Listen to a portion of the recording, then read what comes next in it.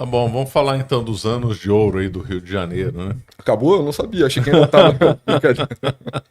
Rio de Janeiro foi capital imperial do Brasil. Ainda do tempo do Brasil colônia, mudou em meados do século XVIII, Aham. depois do Brasil independente até a mudança do Juscelino. Então, se você quiser fazer um panorama aí da sua cidade.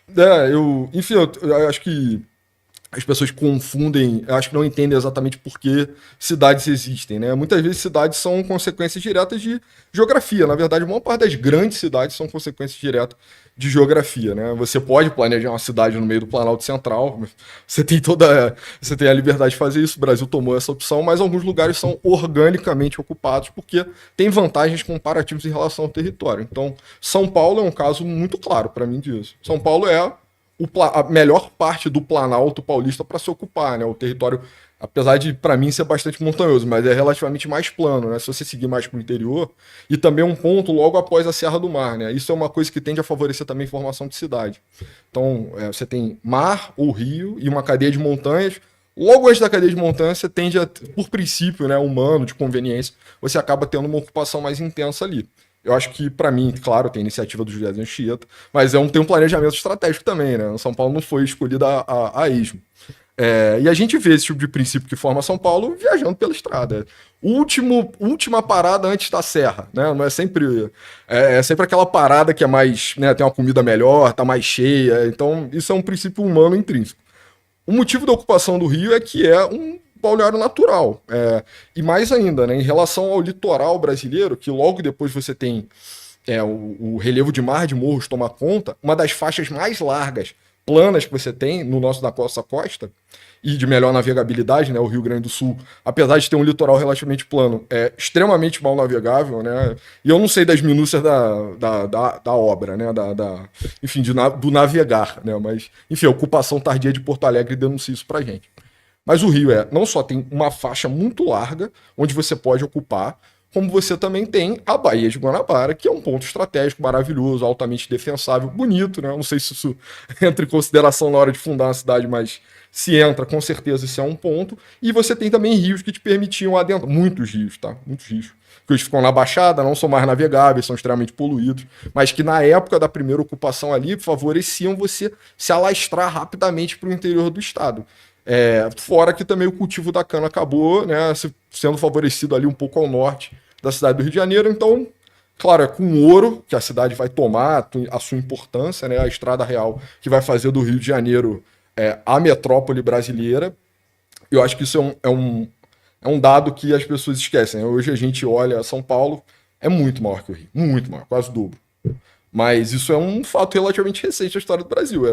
Isso data ali do final dos anos 50, essa ultrapassagem. Então, o Rio foi a metrópole por excelência brasileira por boa parte da sua história, né? No início perde para Salvador, com a ascensão do ciclo do ouro, logo toma esse espaço e se estabelece.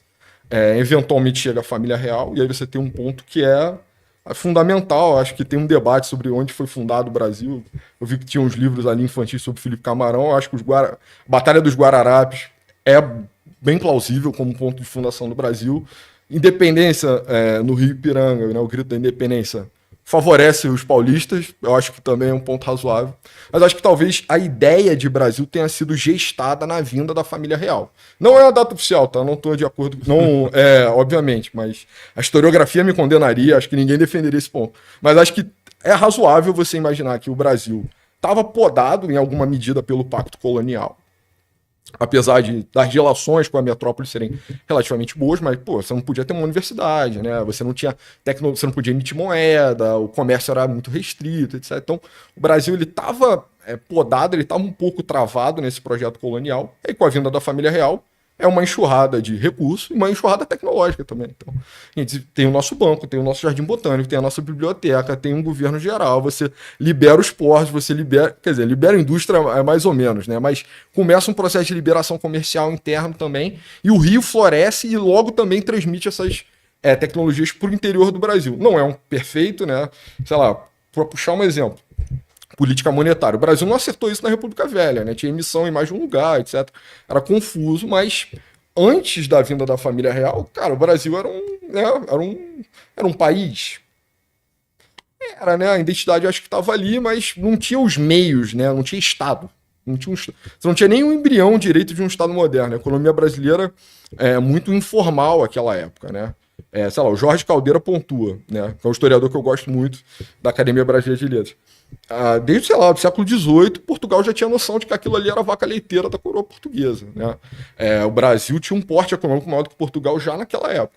Depois da vinda da família real, acho que toma forma assim, cara, o Estado, nação, ideia. Vamos começar a pensar Brasil, o que une o Amazonas ao Rio Grande do Sul, e isso acontece no Rio de Janeiro. E é um processo contínuo. Eventualmente, a monarquia cai, a gente tem a proclamação da República, e aí, para minha infelicidade de todos os cariocas, já estava disposto daquela Constituição de que eventualmente haveria transferência da capital. É verdade, esse é um centro... bom ponto que as pessoas esquecem. Já estava previsto lá no comecinho da República, né? Inclusive foi feita uma missão por cientistas europeus que foram no Planalto Central, né? Missão Eu não lembro o nome, né? Cruz, é a Missão Cruz, eu acho. Cruz, o nome do cientista, isso, né? belga. E aí foi e fez umas investigações. Você tem mais detalhes dessa expedição ou não? Eles chegam a uma conclusão, é bizarro. Nessa época, a ciência meio que tá. Não tá. Não é essa. Né? Tá engatinhando, essa crença religiosa, né? Quase que a gente tem hoje. Mas eles chegam a uma conclusão que é quase mística, né? O Planalto Central é o encontro dos 4 rios que formam o Brasil. Esse espaço era meio que tinha um papel sagrado também para os indígenas da região. É aquilo, é uma expedição científica, mas eles voltam com assim, um blá blá blá tremendo. E aí determinam que é o mesmo quadrilátero hoje do Distrito Federal, que aqui seria o ponto ideal, assim, o centro geográfico brasileiro para se construir. Pode ser o divisor de águas do São Francisco, da Amazônia e da Bacia do Prata. Né? Exatamente isso. E assim, quão científico é isso? Mas, ok, tudo bem. Colou, né? A verdade é que colou. Mas não avançou, né? O projeto não avançou. Exato. Era um projeto muito ambicioso, né? Assim, eu acho também que as capitais dizem muito sobre as formas de pensar política do país, né?